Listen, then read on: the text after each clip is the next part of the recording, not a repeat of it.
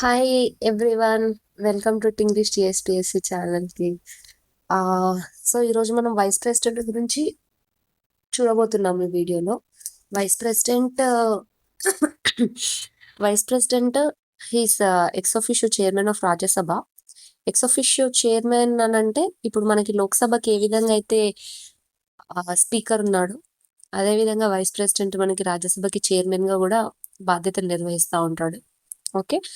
And so ఇక్కడ పిక్చర్లో పెట్టాను కదా, అతను ఎవరంటే మన జగదీప్ ధన్కర్, ఇప్పుడు ప్రెసెంట్ ఉన్న వైస్ ప్రెసిడెంట్. ఓకే. సో మనకి చాలా ఎగ్జామ్స్లో ప్రెసిడెంట్ అండ్ వైస్ ప్రెసిడెంట్ యొక్క ఎలక్షన్ ప్రాసెస్ కానీ రిమూవల్ ప్రాసెస్ కానీ కన్ఫ్యూజ్ అవుతూ ఉంటామని చెప్పేసి ఇస్తూ ఉంటారు. సో ఈ స్లైడ్స్లో మనము వాళ్ళ ఎలక్షన్ ప్రాసెస్ ఏంటి, eligibility for the vice president ఏంటి, వాళ్ళని రిమూవ్ చేసే విధానం ఏంటి, ఎవ్రీథింగ్ చూడబోతున్నాం అనమాట.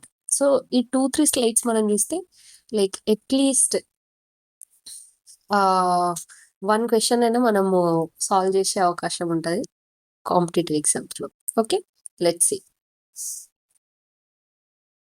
ఓకే, సో ఎలక్షన్లో ఎవరు మరి ఎలక్టోరల్ కాలేజ్ అంటాం కదా. ఎలక్టోరల్ కాలేజ్ అంటే ఎవరు యాక్చువల్గా వైస్ ప్రెసిడెంట్ని ఎన్నుకుంటారు.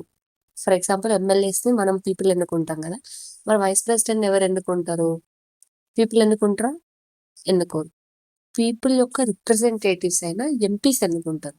ఓకే, అందుకే ఇక్కడ నేను ఏమని రాస్తాను, both houses of parliament, Lok Sabha plus Rajya Sabha, EN stands for elected and nominated. అంటే లోక్సభ అండ్ రాజ్యసభలోని ఎలక్టెడ్ అండ్ నామినేటెడ్ ఎంపీస్ ఇద్దరు కలిసి ఎన్నుకుంటారు అన్నమాట వైస్ ప్రెసిడెంట్ని.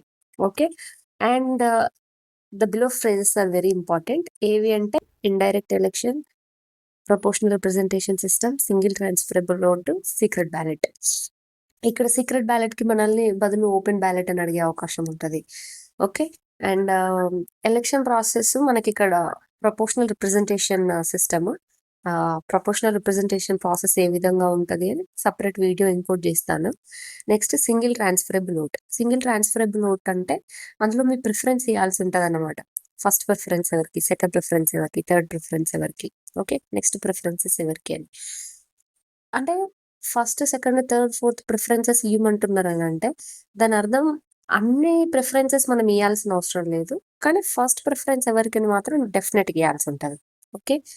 నెక్స్ట్, వైస్ ప్రెసిడెంట్గా నువ్వు ఫస్ట్ ఎలిజిబుల్ కావాలంటే మినిమం ఇయర్స్ 35 ప్లస్ ఉన్న ఎవరైనా వైస్ ప్రెసిడెంట్గా ఉండొచ్చు అనమాట. ఇంకోటి సిటిజన్ ఆఫ్ ఇండియా అయి ఉండాలి. That's common for all the elected members. Okay.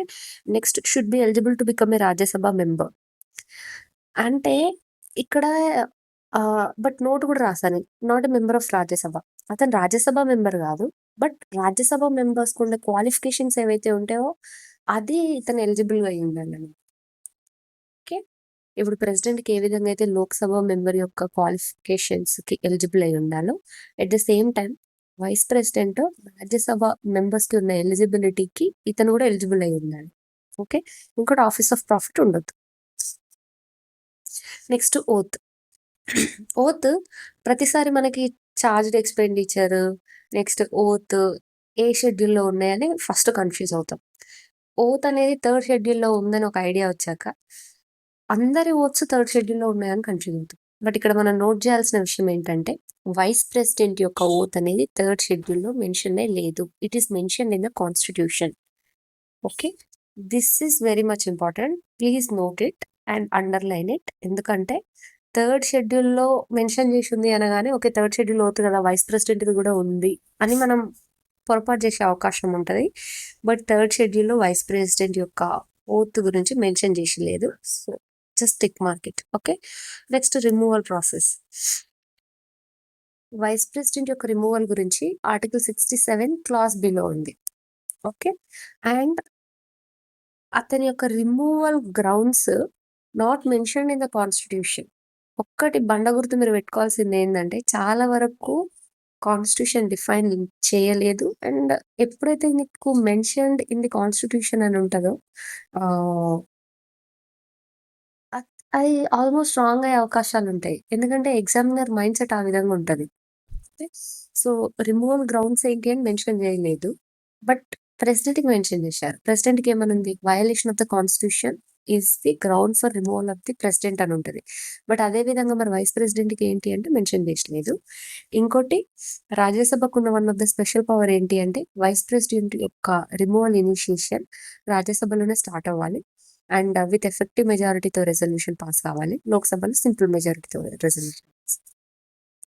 Next resignation. So vice president and president they give resignation to each other and that is binding on each other. అంటే vice president ప్రెసిడెంట్‌కి resignation letter ఇస్తాడు. President vice ప్రెసిడెంట్‌కి resignation letter ఇస్తారు.